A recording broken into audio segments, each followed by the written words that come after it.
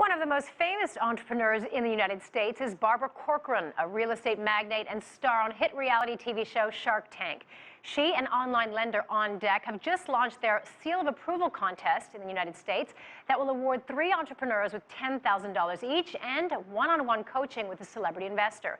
I recently sat down with Corcoran in New York and began by asking her what contestants could do to increase their odds of winning.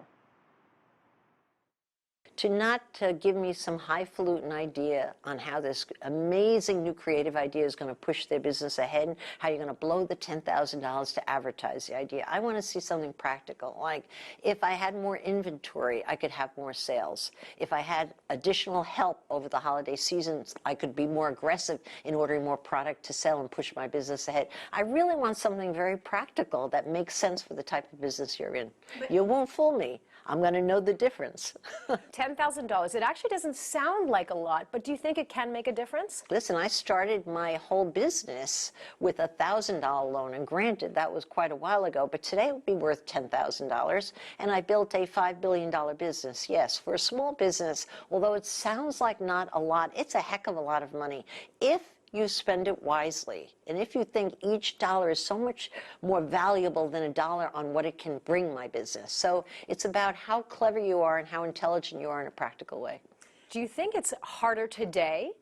We've tight credit conditions right now, than it was, say, in the 1970s when you started your empire? It's totally different. In the 1970s through the 80s, I could go to a large bank and get a credit line based on my potential, and I could increase the credit line all the time. But today, a typical small business spends close to 35 hours making one application to a regular institution. It is because of that that you have online lenders that have come into play, filling in the gap that the institutional lenders would never meet in the past 10, 12, 15 years. It's hard to get your hands on cash. Do you think that's good or bad for the economy? Because on the other hand, you could say, well, banks are making fewer risky investments.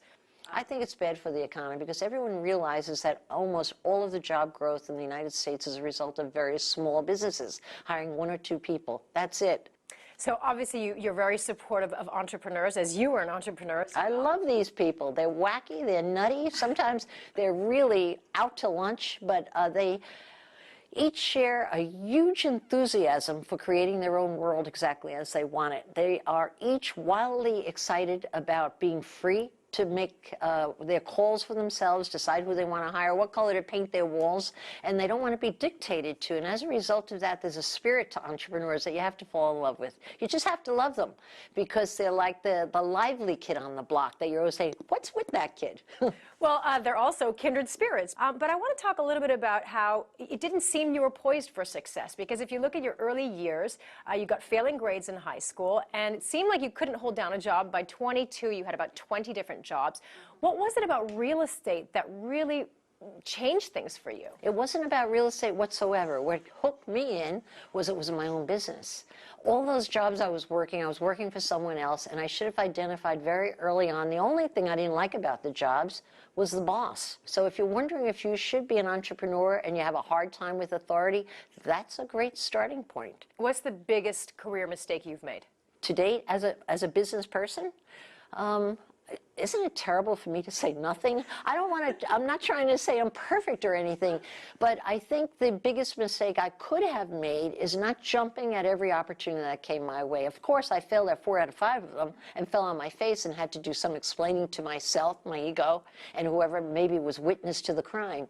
But what I did learn about making those mistakes is after a while I realized every time you had a really bad mistake, the real whoppers, there was a big bounce back factor that I would discover some opportunity. And so that's what I learned about business. If you fall really hard, but keep your chin up and think there's some opportunity here, you will hear it. And if you can move on it, that's the big win. It's always on the heels of failure. And I learned that that was my MO for my entire life. And it's also the MO of all the successful entrepreneurs I work with. The reason they get great opportunities, they're very good at bouncing back up. That's just their nature. You know, conversation that America is having right now centers around women and the treatment of women, with Donald Trump's tape being released a little while ago, you know, inappropriate behavior towards women. And I want to know, did you ever experience that kind of behavior in your profession? So certainly even in my first job, my boss literally chased me around my reception desk. I was answering his phone, but I cajoled him. He was elderly. I mean, good for him. He had the courage to even reach out, is how I felt. Like, where does he get his nerve from? He got it from his wallet. He was very rich, and that's very common to very rich men. I could have said, stop that. It's inappropriate. But chances are, maybe he would have felt uncomfortable. I would have lost the job. I didn't have those kind of morals. I just cajoled him. You're so handsome. Where do you get your courage from? Oh, my, shame on you. I should tell your wife, as I answered the next phone call. So everybody has their way of dealing with it. Is it alive and well in the business system? Yes, it's more subtle than ever before. You recently said that you think Donald Trump will win this election. Do you still believe that? I'm hoping not. I'm still on the fence on that. I'm actually regretful I even said that because I do not want to see him win. But I think what is very interesting is both of those candidates have very different small business platforms. I think with Hillary, she's out to eliminate all the red tape in small business, which I'm all for. And with Donald, he's out to make small businesses pay less taxes. I believe in the front line. I think the easier you make it in the front line, so I'm all for Hillary. I just think she's better for small business by a lot. Well, entrepreneurs interested in participating in Barbara Corcoran's Seal of Approval contest that runs through November 14th can go to OnDeck's Facebook page and submit their ideas.